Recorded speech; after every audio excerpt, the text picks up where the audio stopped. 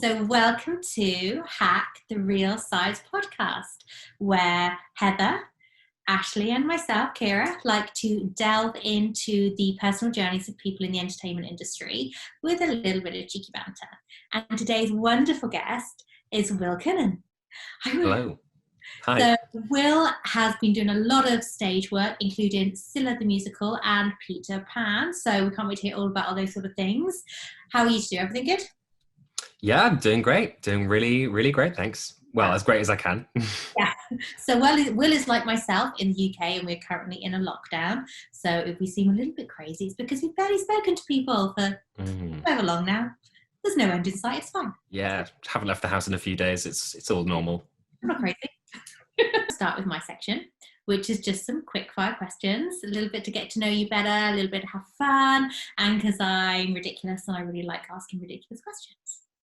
So, number one, if you could only have one sandwich forsaking all others, what would it be? And I'm asking you this because your beautiful wife Molly gave a very, very precise answer to this one. And she talked about 10 minutes on it. So I'm loving that. And can you give me as much detail as that?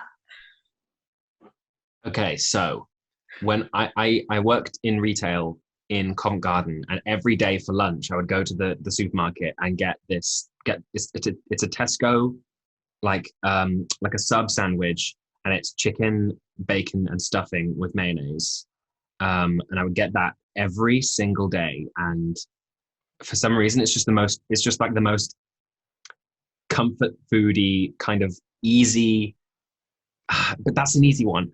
Could be I don't know, maybe like a grilled cheese with some like chorizo and like something spicy like a harissa mayo, or I like those, like the grilled cheese inside the other one. That's my ideal sandwich.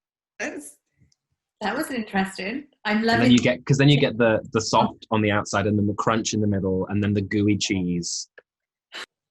Who was on your bedroom wall as a teenager on posters?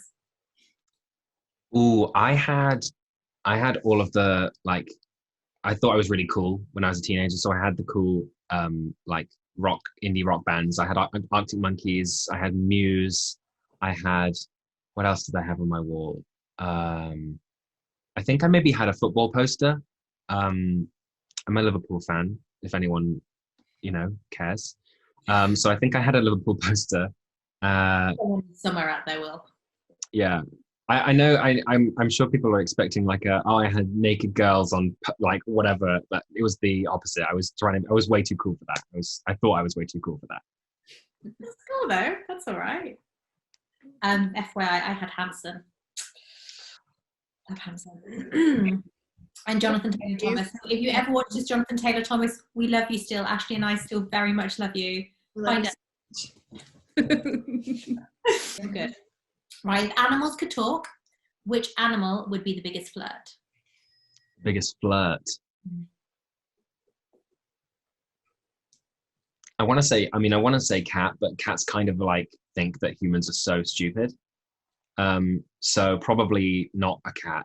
Maybe, which is the flirtiest? Like a parrot or something. Ooh. I think like a little parakeet. Yeah, they're very. For some reason, they're quite cheeky. I think they'd be good at the sort of like the flirty banter. I think they'd be quite good at that. Or maybe it'd be like a pounder who everyone's just like, you guys can't procreate, but they're like, it's not for want of trying. Well, they're kind of like snug. I reckon they're like into the snuggle side. They're like the cozy, comfy thing. I mean, other than the fact that they'll like rip your legs off, I bet they're kind of. Yeah. More up for a cuddle than a flirty banter than like a parakeet. Maybe we'll never know. That's so sad. Who do you think would play you in the story of your life? I mean, me. No, I'm just kidding. Well, I don't know. I think I'd have to be a lot older before a story of my life happened. So maybe that actor hasn't been born yet. Maybe we're still waiting for someone who can handle the complexity and skill that my life requires as a role. That's brilliant. That's very deep. Well, you know what? We will be looking out for that person. When that person comes in the next 10, 15 years, we'll be like, Will. It's the actor we've all been waiting for. Absolutely, in so many ways. Which sport do you think it would be funny to add a mandatory amount of alcohol to? I think maybe something in the snow, like maybe like tobogganing, or what's the one from Cool Runnings? Is that tobogganing? Yeah, tobogganing. That's The luge, not the luge. the luge, yeah. Luge is the one where you're on like the little tray, isn't it? That's bobsled. Bobsled. That's it. Yeah, bobsled. I think bobsled would be funny because I don't know. I just feel like there's 4 of them in this tiny little space. I think there'd be some Drunk. Could you imagine antics.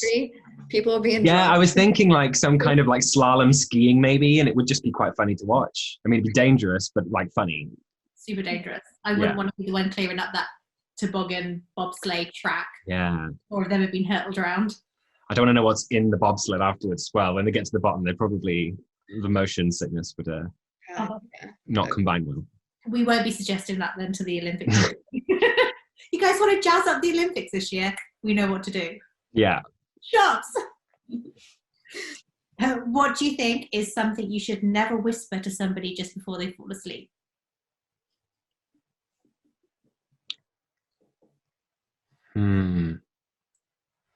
Before they fall asleep. I could think of a lot of really creepy things that would just, I don't know. I don't know whether they'd go to sleep at all after I'd whispered them, but maybe you could do something. I mean, like, I'll be right here when you wake up. Something like you're going to stare at them while they sleep the whole night, maybe. Oh, that would be really freaky. Well, there you go. It's like making me shiver the idea of someone just staring at me as I like sleep away. Oh. Well, I'm sure you have that. You have kids, right? Yeah. You wake up, but your eyes are closed, but you know someone is staring at you, and you wake up and your kid's like right there in your face. Yeah. I have that, but with Molly. Like, what you thinking? You're finally awake. I can imagine her. That's a good one. The question should be like, what's the weirdest thing to say when someone wakes up and you're staring at them? Oh, okay. Well, what would be the weirdest thing you could say to someone when they wake up? Yeah, there you go. Don't worry, I haven't been here long. It's the leaning forward that gets me. So who would be in your ultimate boy band? Now, you're not allowed to choose somebody like Arctic Monkeys. I want a proper boy band. Right. For some reason, I feel you have very strong views on this. I don't know why. I just feel that you would. Are we thinking like pop stars from from like the whole time? Okay, the whole time being the existence of the Earth. Maybe I would have. Okay, I'm going to go for a really eclectic mix. I'm going to say Freddie Mercury. Mm-hmm. Maybe Pavarotti, because you could hit every style with these people is what I'm thinking. Then I'd have I might just do a trio and have, I mean, I probably would put David Bowie in there, but I mean, he and Freddie Mercury have already teamed up. So those two and Pavarotti. Did Pavarotti and Freddie Mercury do something? He did something with, she's an Argentinian soprano and I've forgotten her name. She's Spanish. No, she's Spanish. That's it. She's Spanish, but I forgot her name. But yeah, those two and Pavarotti. Interesting mix. I mean, I'm not entirely sure they're going to get the dance moves down, but they're the sit and sing kind of boy band where they do they sit on the high stool and then there's a key change and then they all get up at the key change. Together. Yeah, exactly. They do some step digs maybe, and then one of them goes forward and the other ones come back and they're all like, yeah. I'm a little disappointed that there's no like New Kids on the Block in your band. No, In Sync. I mean, See, Justin At Timberlake. least Justin Timberlake. if it was like a the best boy band members put together, or I was like, I'm going to create a new one that no one's ever seen before. Because if it was that, I'd put Harry Styles, who we love at the moment, probably Justin Timberlake, because we love him always, and then me. No, not me. That's a terrible idea. Okay, do you not Boy band? Maybe Elvis, even though he wasn't in a boy band. But I don't know. There's just so many options. Like, Let's throw it Michael could be Jackson anyone. in there. I'm waiting for Michael Jackson. Michael Jack. Well, he was in a boy band. Mm-hmm. Yeah.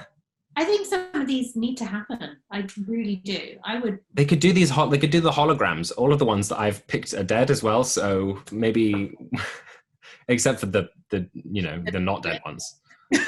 They're all dead except for the not dead ones. Yeah. You heard it here from Will. Mm. So succinct. Brilliant. Well, those are wonderful boy band options we've had. I think some of those need to happen. So in a fight to the death of Disney princesses, which one do you think is going to come out on top? Moana, like without a doubt. Mhm. Without a doubt, Moana. Why Moana? Being that she doesn't have any magical powers compared to some of them. She can speak to the sea, can't she? Okay, yeah. she Although if she was against Elsa, I guess Elsa would just freeze it all. But Yeah. I mean, we could level the playing field actually, because not that many princesses have the magic powers. right. Elsa, so maybe we take away Elsa's ice powers, and then Okay. it's a level playing field.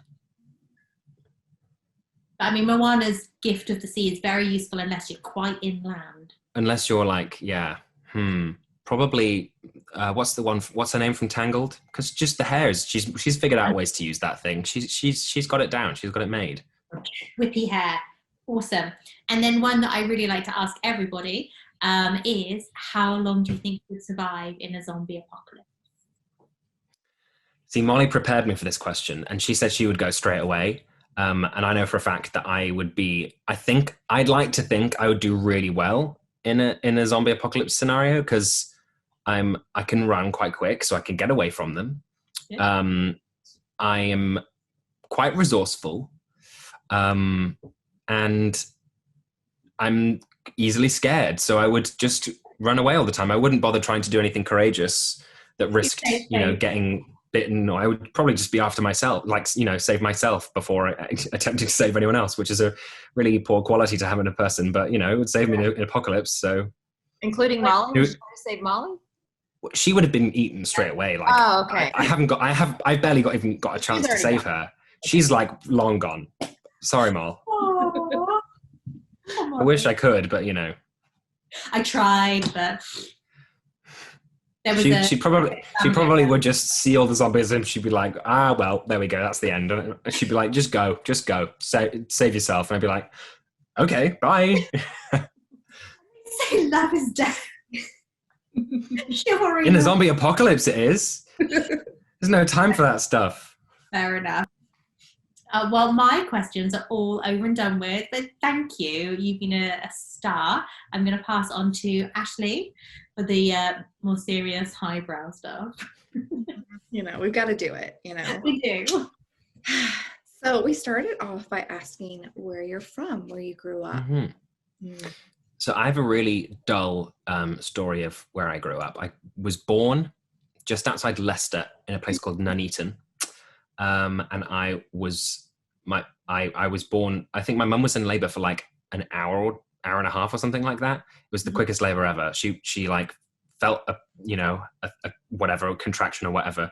And she was like, oh, he's coming. And they got in a taxi. I was almost born in the taxi. She got to the hospital and then they found her a bed. And like 5 minutes later I was born. And then, that just goes to show what kind of a person I am. I'm just ready and raring to go at all times. Were you the first? Was you her first child? I was a middle child. Okay. Yes. So I was born there, just outside Leicester. And then I moved to a place called Northampton when I was 1, which is in the sort of Midlands, like the south of the Midlands in England. And then I moved to the countryside, to Lincolnshire, to a tiny, tiny little village in the Lincolnshire Wolds called Bag Enderby, which is rumoured to be where the place names from Lord of the Rings were from, because the hobbits live in Bag End, and I was from Bag Enderby. And there's a bunch of places around there that like match up with the book. So that's that. And then I left Lincolnshire and went to do drama schooly things. And yeah, that was where I grew up. I mostly grew up in Lincolnshire, but I don't really say I'm from anywhere. It's one of those really awkward questions for me. They're like, "Where are you from?" And I go, "Somewhere." I don't really know. I don't really have an accent. It's not really specific. So Yeah. you know. So what got you into acting? Well, when I moved to the countryside, it was my parents they thought, well, he's lost all his friends from back home, essentially, because we're miles and miles and miles away from them, and we're not going back. Like, you gotta get new friends. And I was like, okay, but the best way to do that was to just put me in every single extracurricular activity that there was. So I played football. So I had the local football team, and I played with my school, and I played trumpet, which is one of my skills. So when I was learning that, I had like the brass band, and I had a jazz band that I was in. So I had those, and then I was I was in the Scouts as well for ages and ages. So I did that, and then I also did theatre, and that was one of the local groups. And my mum was just like, "Oh, let's just give it all a try, and whichever one you like, you can just sort of put a pin in that one, and you can carry on with it for a while." I ended up carrying on with all of them for ages, and I was that kid who arrived at school with like 16 different bags and like a massive case, and I had never done my homework because I was always doing things the night before and stuff like that. But the one that stuck with me was acting. Was the little local drama group in a little town called Horncastle in Lincolnshire, in the pub theatre, and we did the first. I think we did a couple of Shakespeare's. We did Much Ado About Nothing, and I think we also did, I can't remember, maybe Macbeth, or I don't remember, but we did those, and we did a couple of plays, and then we did Les Miserables, and I was Marius. And from then I was like, this is fun. I want to do this. So then I did it at school for like my A-levels. And then I was like, well, I should probably have, I feel like I could do this. And there were a couple of people in the years above me at school who'd gone on to do drama schooly things. And I was like, I might give it a go. So I auditioned for a few, didn't get in. And then I was like, I put all my eggs in that basket. And I kind of had this backup plan of studying geography at university, which I would be in a completely different universe now if I'd done that. So I did drama. I didn't get into those drama schools. And then I got a letter that was like, "Do you want to come and do our foundation course at the Guildford School of Acting?" And I was like, yeah. I didn't get the grades to go to university, so yes, please. So I went and did that, and then I was stuck. So what was your process like that? You said you put all your eggs in one basket, and so did you just go do that for a year, or how did you figure out your steps going forward? Did you apply every year until you got in, or how was that process?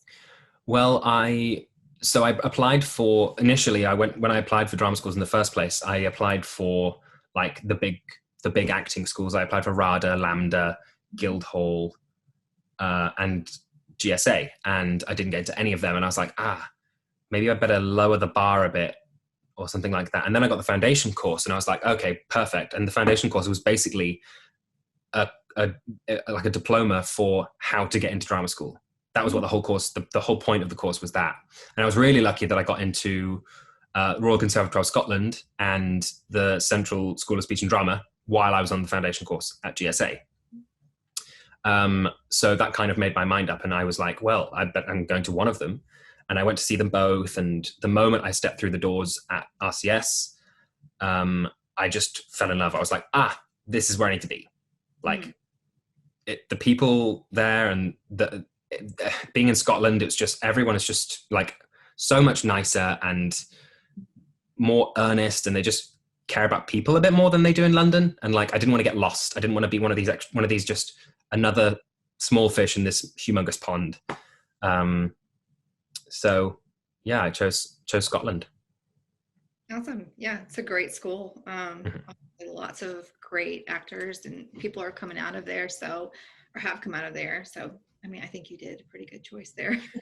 I agree. It was best time of my life.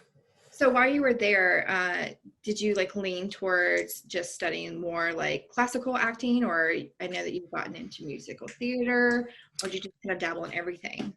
So I studied musical theatre there, and that was my BA was in musical theatre. While I was doing the foundation, I had a tutor there who because I always loved musicals since I did Les Mis when I was like 14. I'd always loved them, and I'd like learned them back to front, inside out. And while I was studying the foundation in musical theatre, one of my tutors was like, you won't get onto musical theatre degree. You're not a strong enough singer. You're not a strong enough performer. And I was like, oh, do I need to reevaluate my entire life, or do I just like try and prove him wrong and just keep doing it anyway? So I kept doing it, and I was like, well, I'm gonna show him. And I did, yeah. And I got into do musical theatre. But while I was at RCS, we didn't do much classical acting really at all on the musical theatre course. I think we had maybe one module of one of our years was Shakespeare, and I love Shakespeare, and I've always had a passion for it, and I just never really have had the chance to have a proper go at it. Maybe it's because I did musical theatre, or I feel like I would love to, and I've always had a little bit of a like I'm okay at it, but I would love to have a go. So when the teacher like told you that I don't think you're a good fit basically for musical theater, and you're like, well, I'm going to do that, which is awesome. I think like, what was your process with that? Were you just like, okay, well, I'm going to practice this for so long, or did you just kind of keep doing what you were doing and say, I'm just going to do this? And was there a time frame where you were like, well, I guess I won't do this, and then you snapped out of it and decided to I think after he said that to me, and this was like during the window of everyone auditioning for drama schools, and I got a couple of rejections. I think I got turned down by the school I was at. Mm-hmm. And I was like, it took me, so I was at there doing the foundation, and I auditioned for the main BA in musical theatre at GSA, and I didn't get it. And I was like, that means I'm terrible. I'm like worthless. Why am I doing this? And then he said that to me, and I was like, you're absolutely right. Of course, I haven't got into these big schools to do this thing that I've always wanted to do. And I was like, no, I need to reassess my options. I need to look at my other skills. Like, I'm a strong musician and I'm an actor. And those things come first for me, really. And if I'd gone to those other schools, they wouldn't have nurtured that in the same way that they would have if I'd gone to somewhere like RCS, which wasn't in my initial list of places to study or to like audition for. So it took me a second look at it, a second pass to be like, okay, let's look at this in a more practical way than like, these are my hopes and dreams. And like, I've always wanted to be the musical theatre person, but like, it took me a minute while I was there to sort of think, oh, maybe that's not who I am. Maybe that's not where I'm supposed to be. Mm-hmm. So I changed gear.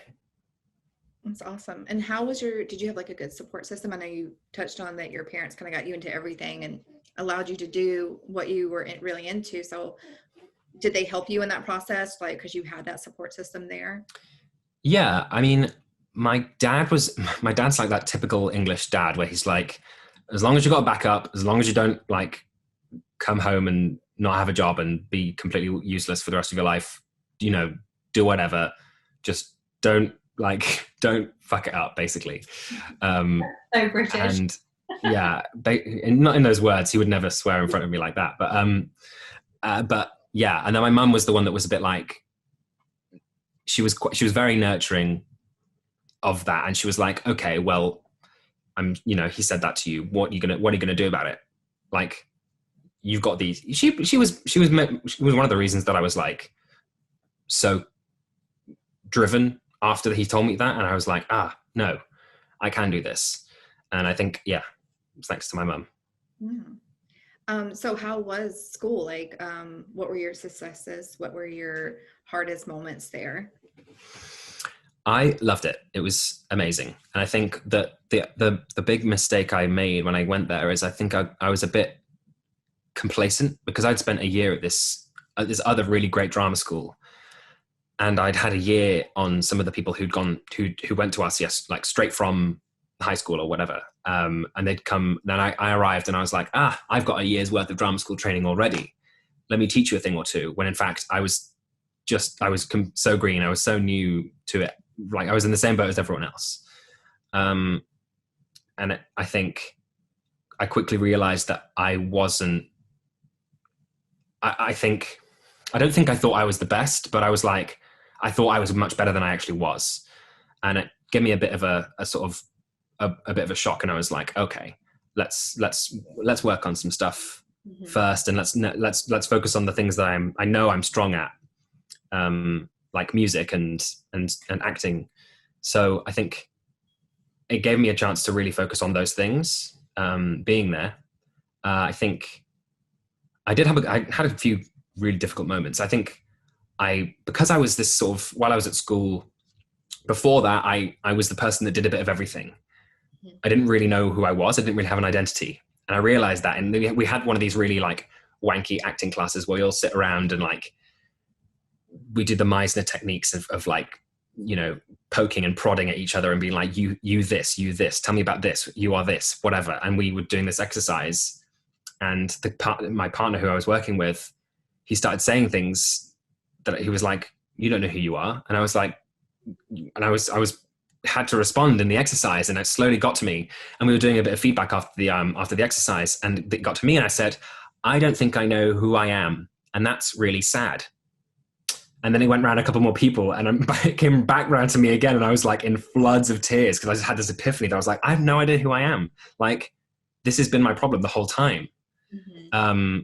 So that was a big epiphany. That was a big moment where I was like, I need to make an identity for myself. So yeah, that was a big turning point. And then like I had a really hard time. So in our final year, we got cast in our big end of school musicals and stuff like that. And I didn't quite get what I wanted, and I was really disappointed. And I didn't do a very good job of taking it on the chin and making the best of things until I was rehearsing for the shows and until I was doing them. So I think I got a quick like fall from grace with that one as well. What was your process of finding your identity? I think every actor, I mean, I don't want to speak for every actor, but I think every actor struggles with this at some point in their career. Like, who are they? Not only as a person, but your brand, haven't you? So many people say that if you're going to go up for these things, you need to know your brand, you need to know yourself in and out. And I think for a group of people that really enjoy pretending to be other people or stepping into the skin of somebody else, that's like a really pivotal thing, isn't it? Sorry, no, I agree. I completely agree. I think as well, coming from such a like traditional muggly English background, I was never used to saying what I actually thought about anything. I thought it all, and everything was going on up here, but I would never express myself properly. And I didn't know, if I did express myself, I didn't know what I would express. And that carried on the whole time. And I sort of, I definitely had to work out how to articulate those things. And I remember the first few times, and I think what you're saying about every actor feels like that. I think a lot of us, the reason that we love being other people is because you're exactly right. Like, we don't know who we are ourselves, and we don't feel as comfortable with ourselves as we do with the characters that we're playing. And I definitely felt like that. I still do, like, to a certain extent. I'm a bit more comfortable with who I am, but like, I'm still working that out. I mean, it's crazy. I definitely don't know I feel like I don't know what my brand is yet, but I feel like I know myself as a person better because of acting. Because I feel like it shows you all the things that you're not, or it allows you when you're playing those characters. Sorry, that was my little spiel there. What do you feel like what your life was afterwards? So how did you get onto your shows and what did you do after you graduated?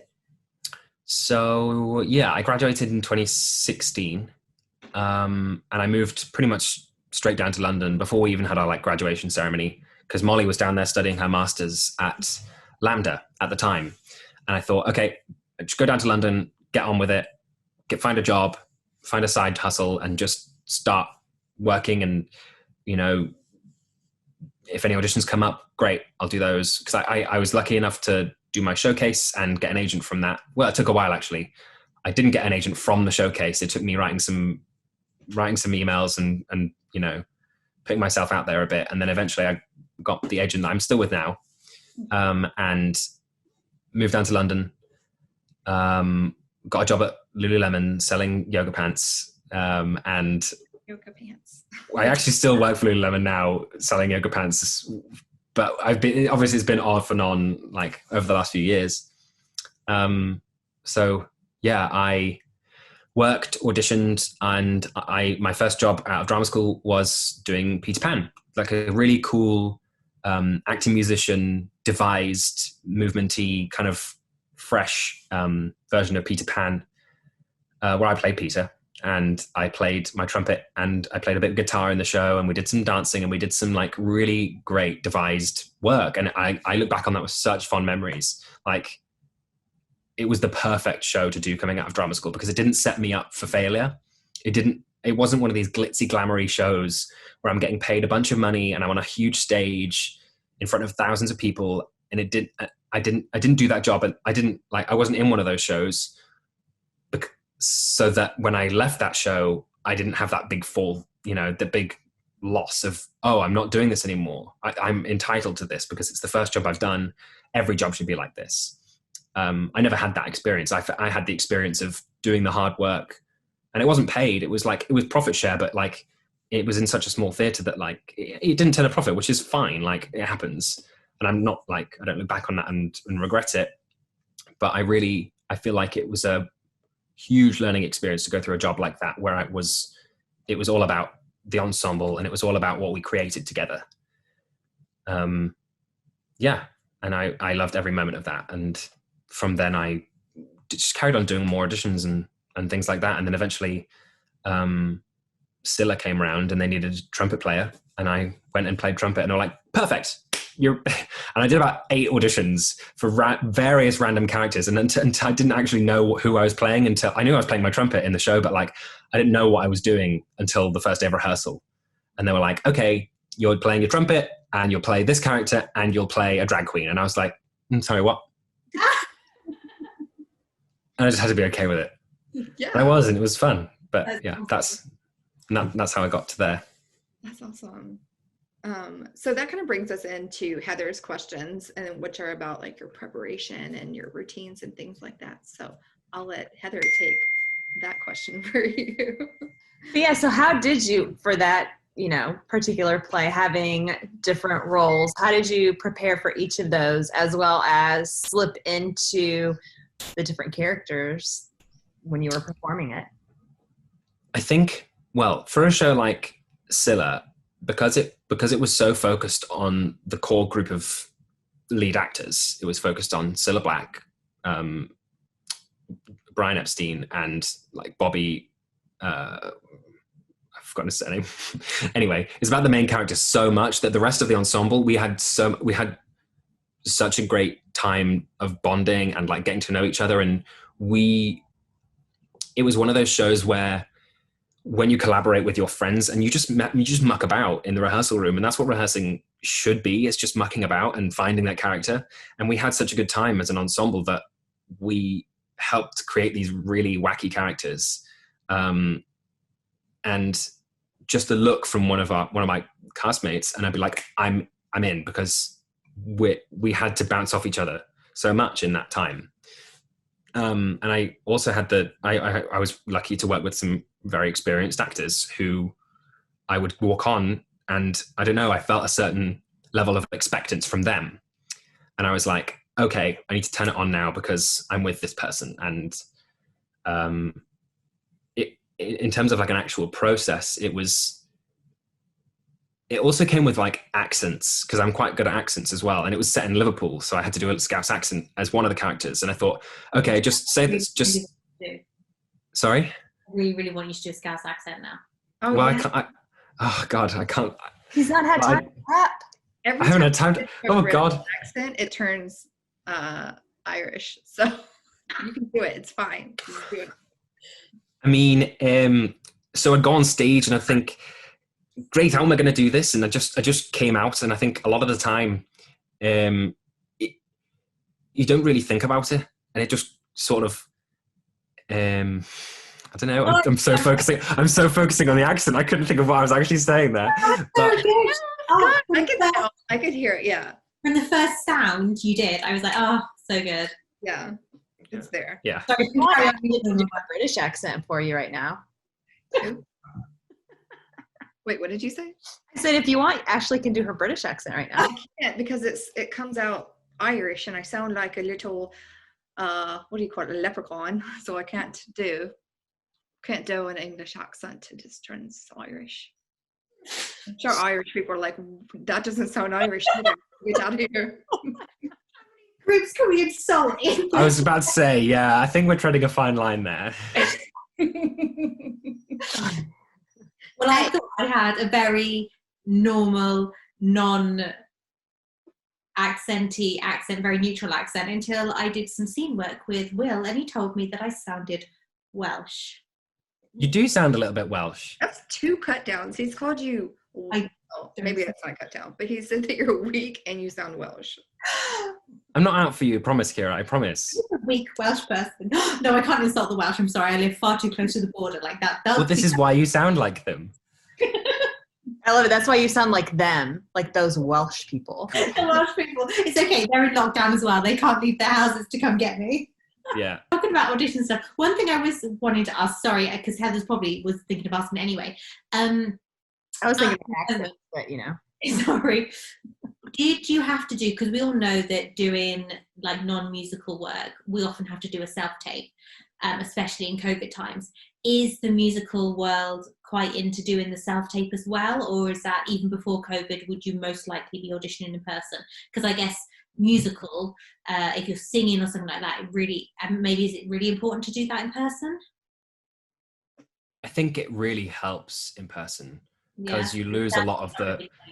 Yeah, you lose a lot of the musicality, because if you're doing it over Zoom, you have to use a recording, and you can't push and pull a recording. Like if you're in a room and a pianist is there and they're an accompanist, and you know you have a moment with them where you can say, okay, this happens, and then at the end we had this really lovely swell, and then it comes down, and it's like you can sort of push and pull with whoever's playing, and you really lose that over Zoom, and you lose the sort of physicality, because I think straight acting is well, it also depends if it's TV and film or if it's on the stage. Like it's so much more about the voice, like neutral voice, and like I don't know, the like facial connection and things like that. But I mean, I'm probably making things up, but like I feel like musical theatre requires a lot more of a physical presence,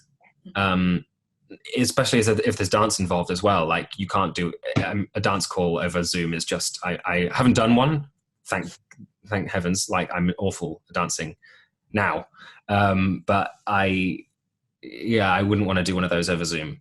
And in terms of like other music, I did more self tapes playing my instruments before COVID than I have now. Mm-hmm. But partly because there's fewer jobs, fewer auditions, but yeah, I did most of them, way back when. So what has been the toughest role you've had to prepare for? And how did you overcome the difficulty? I had a job singing on a cruise ship at the end of 2019, and it was one of those things where I wasn't required to do any acting. I had to just be me, essentially, which is awful. Like I hate doing that, for reasons we've already discussed. And I had to be me, but I had to be cool. I had to be like suave, because I was singing all these pop songs, and I had to like make an audience of basically old people like really like me. And you have to just be this confident, smooth, like sophisticated person on stage with no fear and all of that stuff. And I'm not that kind of person. I'm quite like neurotic, and I'm like, I'm kind of, go ahead, sorry. Bring your Arctic Monkeys poster behind you and you could have been cool. That's what well, I thought I was cool with the Arctic Monkeys poster. So then you would have been, it would have been fine. Yeah. But I think the issue with it was I had to sing all these songs, and there were so many. I think there were like maybe 60 or 70 songs, even if it was just snippets of them. And we had 2 weeks of rehearsal, and we had to do the like 4 shows and 4-hour-long shows and just cram them all into these 2 weeks of rehearsal. And it was just really difficult to not only learn it all, which I'd learned most of it beforehand, but like putting it all with choreography, which I'm not great at picking up, and look cool doing the choreography. And I wasn't successful in that until maybe a third of the way into the job. Like once we were on the ship, it took me a long time to sort of, feel comfortable doing it. And then at that point when I was like, oh, I just have to do this. I just have to let go and just like do this and be confident, which is a horrible thing to say, but like, I just had to do it. I just had to be confident. And I wasn't confident, at least at the beginning. What cruise was it? What cruise line was it? It was with Viking Cruises. Mm. So we did all around the sort of like Norway and Sweden, Russia, Germany, Poland. We did the British Isles quite a lot, which was really annoying actually, because I got a job on a cruise and I was like, great, I'm going to go to the Caribbean. I'm going to go to like Southeast Asia. And I was like, no, I get to go to Dover and Belfast. And they're lovely, but like, I've been there, I've done it. Yeah. So it was a little disappointing. So what would your ideal role be that you would just love to play? I've always wanted to do Warhorse. That's like that was my dream role for a long time, was to be Joey in Warhorse. His name's Joey, isn't it? I'm not making it up. I think his name's Joey. Or is the horse called Joey? Well, it's not my dream role anymore because I've forgotten who they are. But I saw it when I was, I think when I was like 17 or 18 or something like that. And I was like, I can do all of that, because it's a play with like really strong acting themes. And it's like, it's I don't know, it comes from the heart in a way that really resonated with me. And there's also music in it, and you can sing and you can express yourself musically. And that was something I always loved. I would love to do that, like, for sure. So circling back to the cruise ship job, how did you get that job? Well, so I was, Molly and I were in the process of getting her a visa to come and live in the UK. And visas are, if you don't know, very expensive. And we also had a wedding to pay for. And I thought, okay, what's a job that pays well, that will eat up 6 months of time before Molly moves over here and we sort of get the visa up, like, ball rolling. And I thought, cruises pay well. So I told my agent, I was like, look, I know that there's a lot of auditions for cruises happening. And I'd done maybe 1 or 2 auditions in the past for them and not got them. And I thought, okay, I think I should probably take this a lot more seriously as an opportunity than I had been. Mm-hmm. So I said to my agent, look, I think a cruises would be really, really great, really great for me right now, like logistically. So I went up for a few auditions, and then I sang. The audition was mostly made up of just, we would do our own song, and then we came back and sang harmonies with the other guy. Like, they split the guys and girls because it was 2 and 2 rather than a big cast on a ship doing a random musical. It was small casts doing musical reviews of pop songs throughout the decades. And we sang harmonies and stuff like that, which is something I've always been strong at. So I thought, okay, this is my wheelhouse. And the choreography that they did in the dance school was fairly simple, thankfully. And I thought, I came out and I was like, okay, I think I nailed that one. And I did plenty before I was like, that was the worst thing I've ever done in my life. But this one, yeah, that was the one I got was the one I was like, okay, I think this one works. But the reason, I hate to say the reason was money, but like, it was a big part of it. It was a big part of it. And then I came out of it thinking, oh, I got so much more from it than the money. I like had this new sense of confidence and, you know, carelessness, but in a good way. Like I didn't have this, like, wasn't my own enemy anymore. So do you think you're acting suave and acting confident on stage for however many months you had to do it? Do you think that changed you slightly as a person? It gave you more of a boost? It became, you know, more like you? I think so. Yeah. I mean, if I had to go on stage now and, you know, be that character again, I think it would be much easier. If you'd asked me to do that 2 years ago, I would have been like, I have no idea. I wouldn't know where to start. But I think because I had lots of time and I had lots of trial and error with a cruise ship, because, you know, lucky thing is every 2 weeks, the guests all change and you can do it again. You can do the same exact thing over and over again. So yeah, I think it definitely changed me, you know, changed that style of me, that side of me. It's very nice.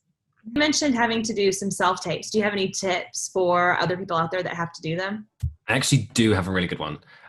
There's one for self-tapes and there's one for voiceover auditions as well. So self-tapes, instead of doing it in loads of different, like, oh, that was terrible, stop the video, start the video again, because then you look back and you're like, I have no idea which was the right take. What you do is just do it all in one, and then every time you mess up, you just cover up the camera. And then when you're editing it, you can see where your hand is over the camera in like the thumbnail. So you just go, okay, that's one take, that's another take, and then you can just delete the one that didn't work until you find the right one, rather than pressing them all and deleting them and risking deleting the wrong one and stuff like that. So that's that one. And then if you're doing voiceover ones, or if you're doing like a voiceover job, if you're close to the mic, just make a noise. If you mess up, just click, or just go like that. And then the high, you can see on the sound waves when you edit it afterwards, you can see where the big jolt was when you messed up, and you can just cut it there, like splice them together. Is voiceover something that you want to do, or? For sure. I would love to. I've got one of those voices where I don't sound how I look. And that's kind of always got in the way in terms of musical theatre, which is one of the reasons that my tutor back at GSA was like, you won't be a singer, because I have this deep voice and I look like I should be a tenor, or I look like I'm younger. You know, I look on the younger side of things, and young people don't sing low because that doesn't make any sense. Like, why would young people have low voices? Do you still sound like Will? Just keep talking, just ignore me. But well, you know how I look. Like I've got quite a deep voice. So I think people have often told me, they're like, oh, you should try it. You should do something. And while I was at RCS, I did record like a reel. I made, like, I found a bunch of adverts off YouTube and like just stole the script off them. I'm pretty sure that's illegal, and then I just made this like little voice reel. And since lockdowns happened, since COVID, I've been like keeping my ear to the ground, and like I've seen things come up through Spotlight or, you know, wherever, and I've thought I've tried to, you know, get seen for them, but nothing as of yet. Now, do you have to have a voiceover agent in the UK, or is that you don't? I think it certainly helps. Like my agent does submit for voiceover things, and they have some contacts in voiceovers, but probably almost certainly not as many as an actual voiceover agent. Mm-hmm. But I feel like they've signed about 1 billion clients from every single one of them has over COVID, because everyone's at home and everyone's thinking, hey, you know what I should do? Voiceover acting, because I can't go somewhere and do it. And I have a mic, and I can put my duvet over my head and pretend I'm in a studio, you know? So I feel like everyone and their mum's doing that. Another top tip for you there from Will. Home studio. Yes. Okay. Do you have routines or rituals?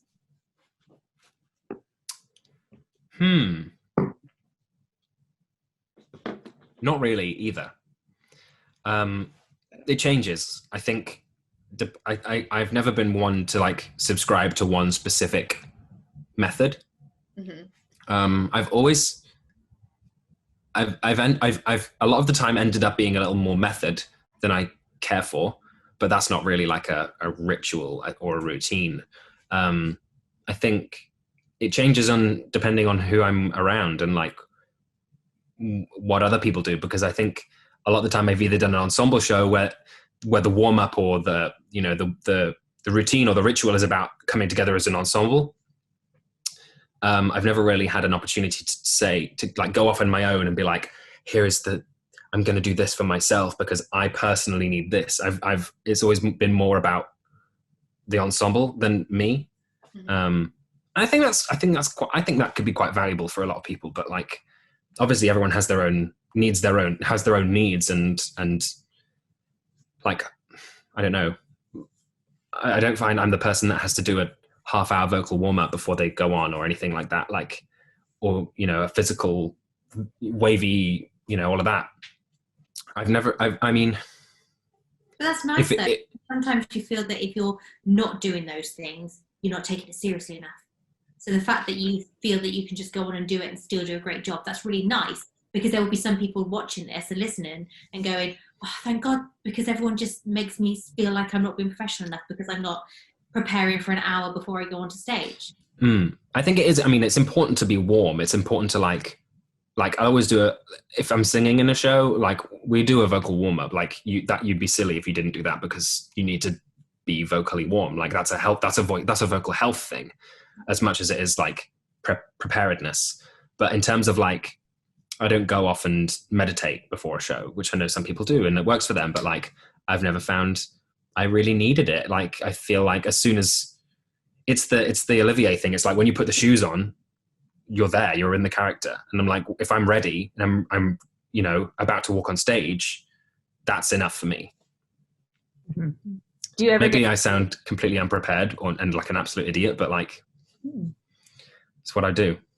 Do you ever have you ever gotten super nervous? I'm sure you have, like before a show. Like how do you calm those nerves where you're literally not like shaking or your heart, you know, is racing from the adrenaline? How do you become zen? It's other people. It's always been like connecting with other people around me. Like I remember the first night. So when we opened Scylla, the musical at the Liverpool Empire, which is a huge theatre, and it was completely packed and my whole family was there. Like my grandparents who are from Liverpool, they don't get out much and they both came to see it. And I was like dressed up as a drag queen, the 60s drag queen. And I was standing in the wings waiting to go on at the start of the second act. And I was there and I was thinking, oh my God, is everything that I've been doing, is it, you know, am I going to be funny? Because the whole point I was on there, I was a gag. It was a joke. And it was like 45 seconds of me being on stage dressed as a drag queen. And then I would sing this like iconic song on Mother Kelly's Doorstep, which is this famous 60s drag queen called Danny LaRue. It's like a signature song. And I sing that and I go off and everyone in the audience is supposed to laugh. And I was like, oh my God, what if they don't laugh? What if they think I'm an idiot? What if I fall over in these heels? You know, do I have the walk? And I just had to sort of, at one point I was just looking at the people who were standing in the opposite wings. And I was like, and they looked at me and they were like, they just, you know, they made me feel calm because they were like, you got it, you're fine. They didn't say that, but I just looked at them and I could see it from them. Mm-hmm. And I walked on and I just like did it. And it fortunately people laughed and like it worked and I grew in confidence doing it. But it was, I think I've always relied on other people. Maybe it's, I don't know, maybe that's lazy, but I feel like it's a collaborative effort for everyone to be part of the team. Mm-hmm. So when you get, sorry, I was just thinking about the audition process. So when you have a non-musical role, we tend to get the sides, we might get a little bit of information about the script. When you have a musical audition, mm-hmm. because it's so focused on the musicality, surely do you still have text to act as such? And do you still have to prepare a text in the same way you would prepare a non-musical text? Or is it slightly less deep because it's, I mean, maybe not such a hard, I guess it depends on the musical, doesn't it? I mean, Warhorse, like you said, would be quite a deep thing. So do you have to prepare twice as hard for a musical audition as a normal audition? I think so. I think, well, it depends. You're right. It depends on what it is. If it's Shakespeare, for example, like there's an infinite amount of work you can do on a Shakespeare, like on a speech. But then for a musical, you have your own back catalogue of material, of songs that you need to rely on. You can pull any of them out at any given moment and they'll be, you know, top quality at any given moment, and you need to have as much text work done as you would on a speech that is for a straight play, and as much you would have to do, you know, all of the singing. You practice your voice and make sure that that's, you know, again, as strong as the acting in the song, because that's, you know, people forget that you need to sing and act at the same time. Like, that's such a basic requirement of musical theatre that I think people overlook. They're like, oh, you just stand there and sing. You need to feel every single word, every single syllable needs to have a meaning. And I think when you go into an audition for musical theatre and they say, in the brief, they say, bring 2 contrasting songs and prepare the sides that we're going to send you. The songs that you bring are, you know, arguably the more important than the sides that they're giving you, because the songs that you bring, they show yourself, they show your qualities, they show, you know, all the things that you can bring the cast and bring that role. And the sides that are there just to maybe feel like, just to give you a bit of a feel of the show. And that's how I've felt auditioning for the few shows that I've, you know, been in an audition for. I've always felt like the songs are really a true representation of who you are.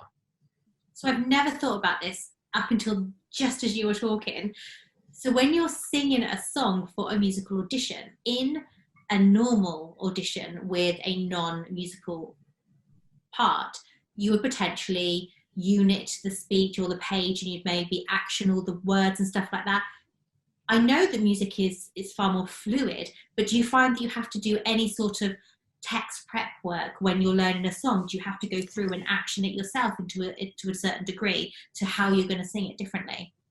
Well, it's handy that in terms of actioning, probably not, because you don't need to. I think you can get everything you need from a song from the music. If it's well written, everything is in the music.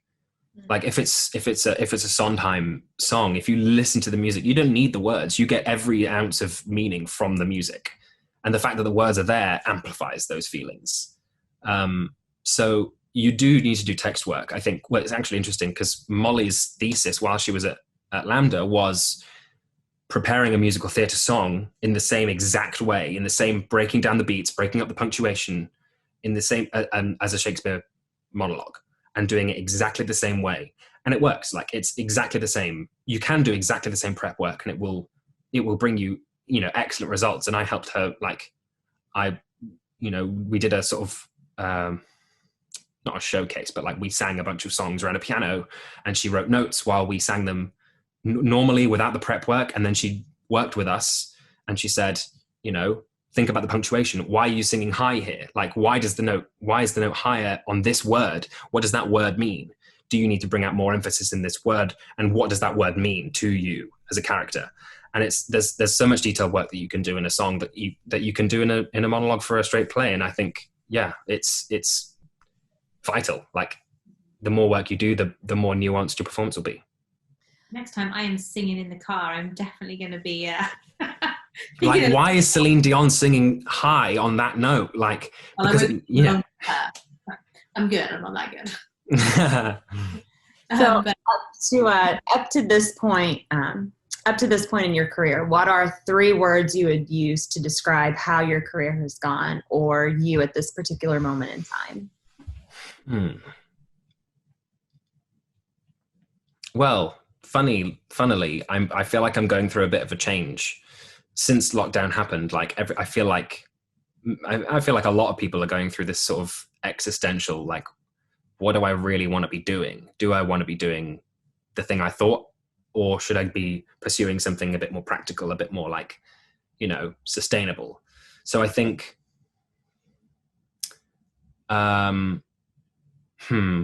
3 words is difficult, because the first 3 words I would think of are "don't be afraid," which is also a great mantra for life. Just don't be afraid. So I might go with those, but also be really flexible. And I don't mean like bodily. I mean like agile as a human. Don't be narrow-minded. Don't be stubborn. Just be open. Well, and I think I could do a load of those. Yeah, but I think that's good advice for actors, because you want to be open to others, because that's just going to help you, you know, do a better job on your character work. Exactly.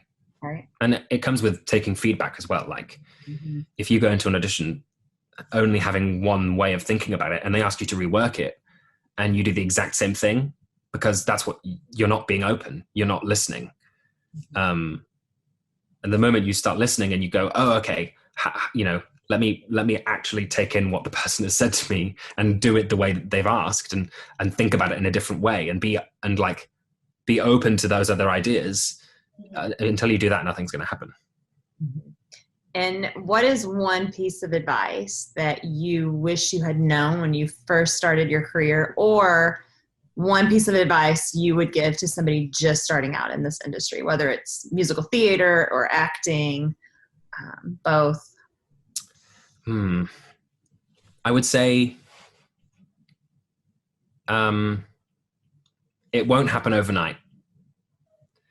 It won't. Like, no matter who you are, it won't. And you need to be okay with that. And the rejection only makes you stronger. Obviously you feel like you deal with rejection better now than at the very beginning. What was the path you took from where you started out with dealing with rejection to where you're at right now? Well, I think it's been kind of like a meandering path. I think I've had really hard hits, like in the middle of my career. Like I had auditions that I was like, I need this and this is perfect for me and I'm going to do everything I possibly can. And I did so much work and I still didn't get it. And that was awful. And there are jobs that I've gone up for in the reverse of that, where I've been like, if I don't get it, what's the harm? Like, and those are the ones that I do better in. Like, it's strange. Like the less you think about rejection, the better you'll do. The less you think about how not getting that thing is going to affect you, the easier it will become, and the better you'll do in auditions, because there'll be so much less pressure. Like, because I piled so much pressure on me for this one audition, and it was such a good audition. I don't mean me personally, but the audition itself was like a well-run audition, and I really enjoyed it. And that made it even worse, because like I really enjoyed it. I thought I nailed it, and I didn't get it, and that hurt because I put that expectation on myself. But then, like for Scylla, I walked in the room and I was like, I'm just gonna play, and like I don't know what they're looking for. I'm not expecting much out of this. It was my first big job, but like I was thinking of it as like, I probably won't get it, but there's nothing wrong with that. And I got it. We didn't prep and ask you to bring your trumpet with you. I'm sure it's in your house somewhere, but I'm so gutted you see this and was like, right, I want a 30-second blast of trumpet. Well, I haven't played it in a while. Regrettably, I haven't been playing it very much. So I'd be very rusty, no pun intended. We should have done a showcase of Will. You could have like done a song for it. This is my big break. Ready? I'm going to do everything I can do right now. No, I'm just kidding. That would be so good. I would have loved it. What is your go-to song when you have to pull one out of the bag for an audition? For my trumpet? No, for your singing. For singing? Or both. Yeah. Both. Well, my trumpet, I would always do Summertime from Porgy and Bess, because it's just jazzy and I can just like I riff off it, and I only play for like 30 seconds, but it shows what I need to show. And then singing wise, well, I spent a long time doing Mr. Brightside by the Killers. Oh, yeah. Because once I left drama school, and this is another piece of advice actually, once I left drama school and I had this big folder full of like obscure musical theatre songs, I found very quickly that a lot of auditions don't care, and they say, bring a pop song. Bring a pop song, bring 32 bars of a pop song, because we just want pop singers, basically. Like, it's all well and good being musical theatre, like it's good having the training and being a flexible singer, but we want people who can sing in the pop style, because that's what sells. So I learned very quickly to pick not musical theatre songs and pop songs. So I did Mr. Brightside by the Killers. I've done George Ezra. I've done I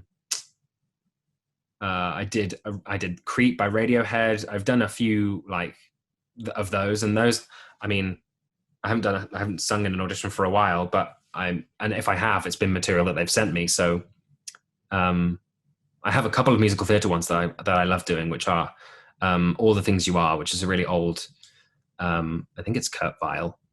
I don't know it. I believe you can sing it for us. I'd love to, but I've just been talking for an hour, so my voice is a bit, and I'm just... He's not had time to warm up, Keira. You No, can't. I know. I can't.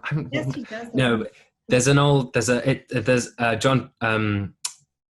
Frank Sinatra does some really lovely versions of it. It's like this really croony, "You are the promised kiss of springtime," and it's like it's a really gorgeous song, and the chords underneath it are really lovely. And I do that one. And if I can, and they say bring a class, like a legit song, which is like a nice old fashioned song, I bring that. And I have one from Big Fish, which is based off the Tim Burton movie.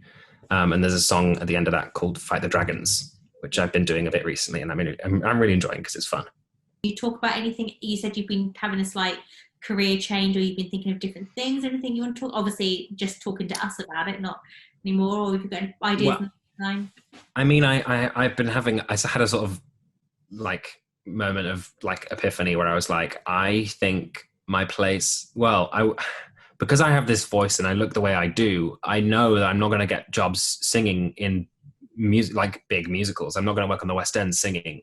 That's not going to happen in the next 10 years just because of the way I sound and the way I look. That's not what people are going to ask from me. So I was thinking like, what do I need to do to fulfill myself like as an actor in the meantime? Like, how can I get that? What can I do that will give me the same joy as I would get if I was singing in a musical, you know, on the West End or wherever? It doesn't matter. But I'm thinking like, how do I branch into voice acting? How do I branch into screen? Like, because I have a show reel, I have a voice reel, like what, you know, I need to start using them and I need to use them to my advantage. Cause like, those are skills that I should have been nurturing this whole time. But instead I was pursuing this, like, it wasn't futile because I worked, I had jobs, but like, it wasn't necessarily, I don't know whether necessarily it was the right path at the right time. It's the right path for me, I know, because it's my passion and I've always wanted to do that. But it's about doing it at the right time as well. So I'm trying, I'm starting. I literally only had this epiphany like a week ago. So I'm trying to, you know, focus on putting myself out there for voiceover stuff and for screen as well.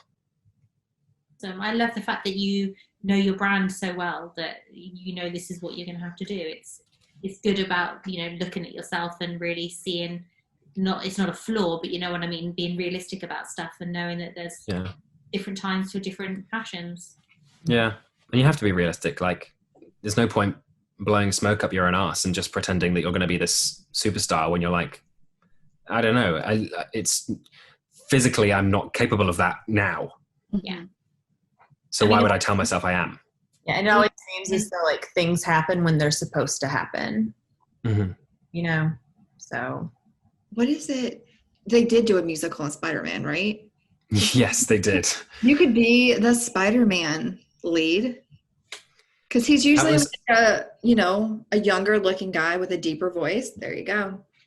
You could be the new Spider-Man, not even in a musical. You can just be the new Spider-Man. Actually, don't even joke about that. Like, I'm not. I'm being honest. Like, totally. That is you. The glasses.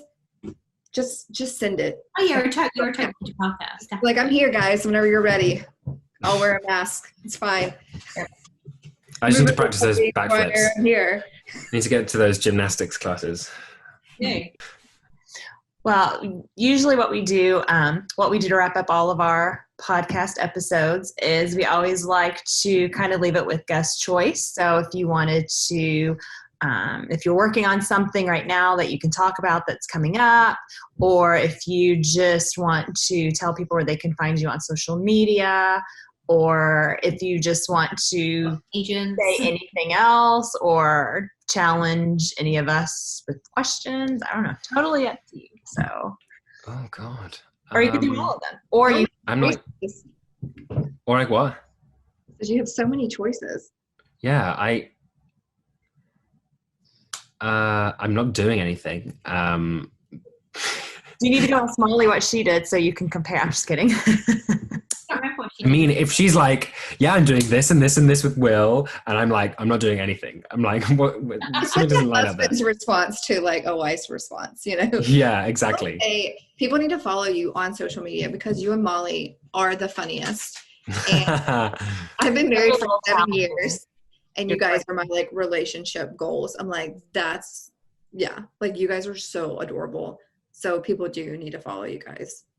Okay, well, if you want to find me at Will Kinnon on Twitter, Instagram. I have a TikTok, but I mean, there's nothing on there. Maybe there will be soon. Who knows? All I need is some inspiration. I should start doing that in lockdown. Yeah, create your own work. He's going to start making his own Spider-Man stuff on TikTok. Yeah, Spider-Man the musical part, like the actual musical, not the one that was on Broadway. Mm-hmm. Who needs that? Every day, can you just put on a Spider-Man outfit and just sing another song, and then no one will know who it is because you're always going to be in costume. Except it's his TikTok, so. Hey, and also, you three know, so it's not a secret because you like. Well, honestly, me and Heather won't say anything. I know. I was going to say I trust two of you to not say anything. Well, thank you so much, Will, for coming on. Thank you for having me. And let us ask you a million questions and no, please. Decide your life for you going forward. No big deal. Yeah. Everyone needs a cheerleader. Yeah. So well, thank you so much for having me, guys. It's been a real pleasure.